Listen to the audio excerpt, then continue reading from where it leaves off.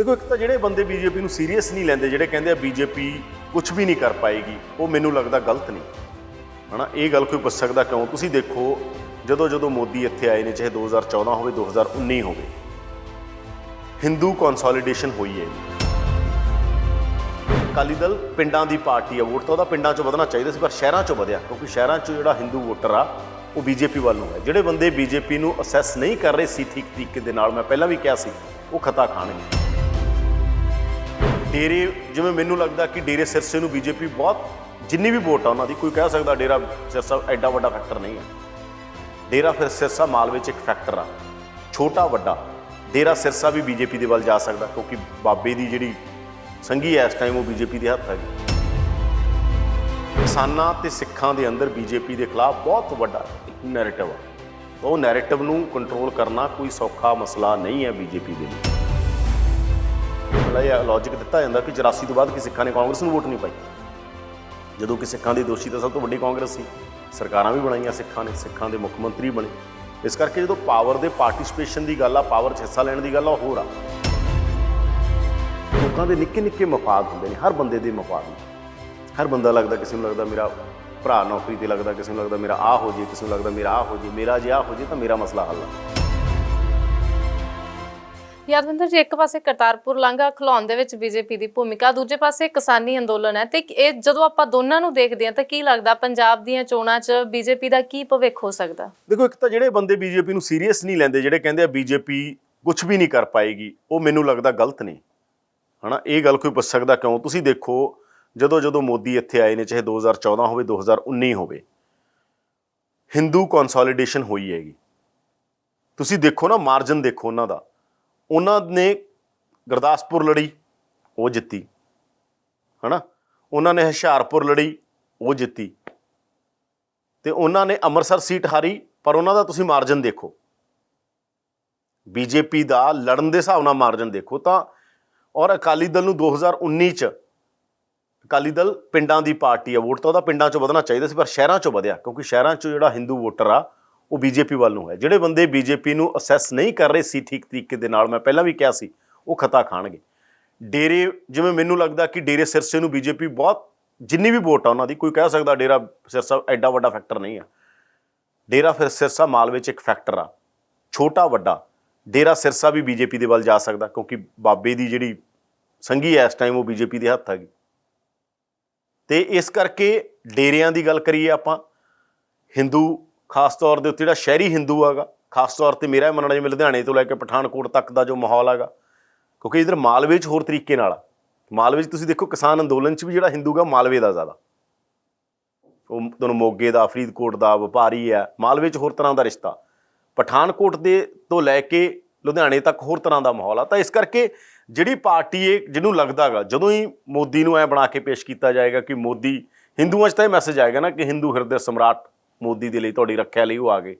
ਔਰ ਪੰਜਾਬ 'ਚ ਇੱਕ ਰਿਹਾ ਗਾ ਕਿ ਜਿਹੜਾ ਹਿੰਦੂ ਆ ਉਹ ਹਮੇਸ਼ਾ ਸੈਂਟਰ ਵੱਲ ਦੇਖਦਾ ਰਿਹਾ, ਅਤੇ ਉਹਨਾਂ ਦਾ ਸਟ੍ਰਾਈਕ ਰੇਟ ਤੁਸੀਂ ਚੱਕ ਕੇ ਦੇਖ ਸਕਦੇ ਹੋ। 2014 'ਚ ਦੇਖ ਲਓ, 2019 'ਚ ਦੇਖ ਲਓ, ਛੱਡ ਦਿਓ ਤੁਸੀਂ ਅੰਮ੍ਰਿਤਸਰ ਦੀ ਸੀਟ ਨੂੰ 2019 'ਚ ਜਾਂ 2014 'ਚ, ਬਾਕੀ ਥਾਂ ਦੇ ਉੱਤੇ ਉਹਨਾਂ ਦੇ ਵੋਟਿੰਗ ਦਾ ਸਟ੍ਰਾਈਕ ਰੇਟ ਦੇਖੋ।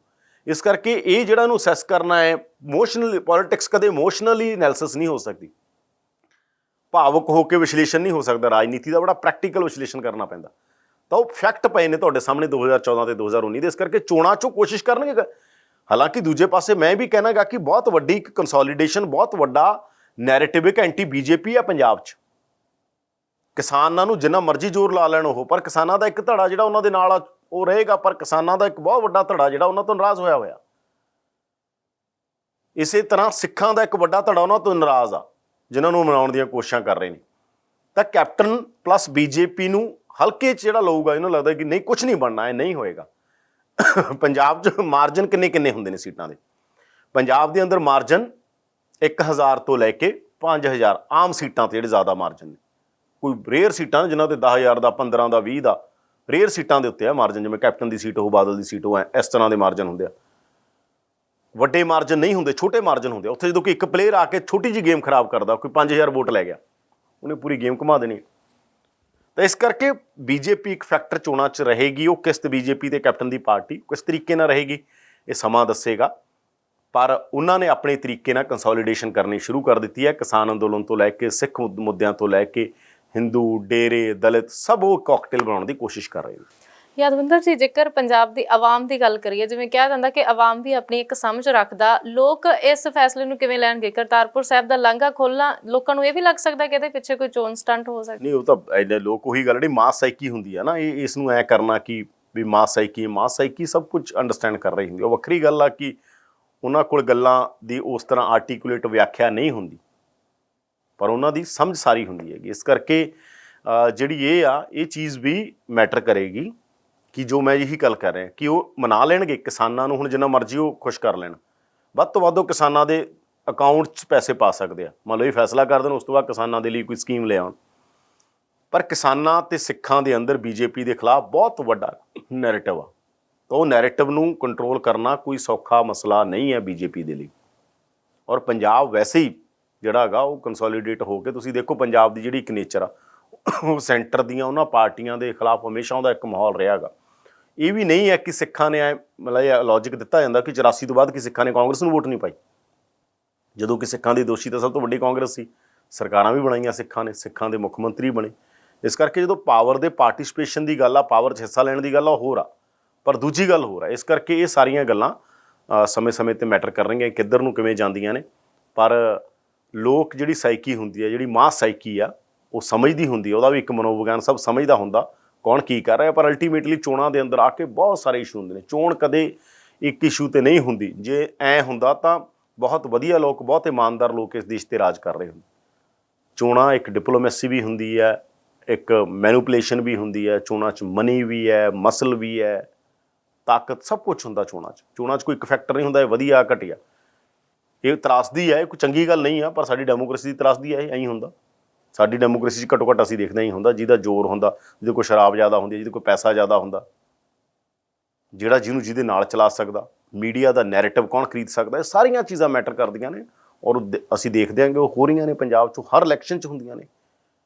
ਤਾਂ ਇਹ ਸਾਰੀਆਂ ਚੀਜ਼ਾਂ ਦੇ ਉੱਤੇ ਇਲੈਕਸ਼ਨ ਟਿੱਕੀ ਹੁੰਦੀ ਹੈ। ਇਸ ਕਰਕੇ ਇਲੈਕਸ਼ਨ ਨੂੰ ਇਕੱਲੇ ਇਸ ਤੋਂ, ਪਰ ਇਹ ਨਹੀਂ ਕਿ ਲੋਕਾਂ ਦੀ ਸਾਈਕੀ ਕੋਈ ਐਂ ਹੁੰਦਾ ਗਾ। ਲੋਕ ਅੰਡਰਸਟੈਂਡ ਕਰ ਰਹੇ ਹੁੰਦੇ ਆ ਚੀਜ਼ਾਂ ਨੂੰ, ਪਰ ਲੋਕਾਂ ਦੇ ਨਿੱਕੇ ਨਿੱਕੇ ਮਫਾਦ ਹੁੰਦੇ ਨੇ। ਹਰ ਬੰਦੇ ਦੇ ਮਫਾਦ ਨੇ।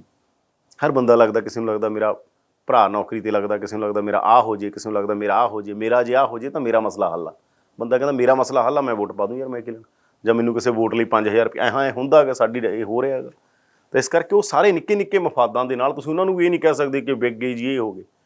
ਉਹ ਸਾਰੀ ਕਲਾਸ ਨੂੰ ਦੇਖ ਰਹੇ ਹੁੰਦੇ ਨੇ, ਪੋਲੀਟੀਕਲ ਨੂੰ ਵੀ। ਤਾਂ ਸਾਰੀ ਪੋਲੀਟੀਕਲ ਕਲਾਸ ਐਂ ਕਰੀ ਜਾਂਦੀ ਹੈ। ਅਸੀਂ ਜਦੋਂ ਸਾਡੇ ਕੋਲ ਮੌਕਾ ਆਇਆ, ਅਸੀਂ ਕਿਉਂ ਨਾ ਫਾਇਦਾ ਉਠਾਈਏ। ਇਸ ਕਰਕੇ ਇਹਨੂੰ ਜੋ ਮਰਜ਼ੀ ਕਹੋ, ਲੋਕਤੰਤਰ ਦੀ ਤਰਾਸਦੀ ਕਹਿ ਸਕਦੇ ਹੋ, ਪਰ ਇਹ ਫੈਕਟ ਆ। ਸੋ ਦੇਖਣਾ ਹੋਏਗਾ ਕਿ ਕਰਤਾਰਪੁਰ ਲਾਂਘੇ ਦੀ ਇਸ ਫੈਸਲੇ ਦਾ ਪੰਜਾਬ ਦੀ ਰਾਜਨੀਤੀ ਤੇ ਆਉਣ ਵਾਲੇ ਦਿਨਾਂ 'ਚ ਕੀ ਅਸਰ ਪਏਗਾ।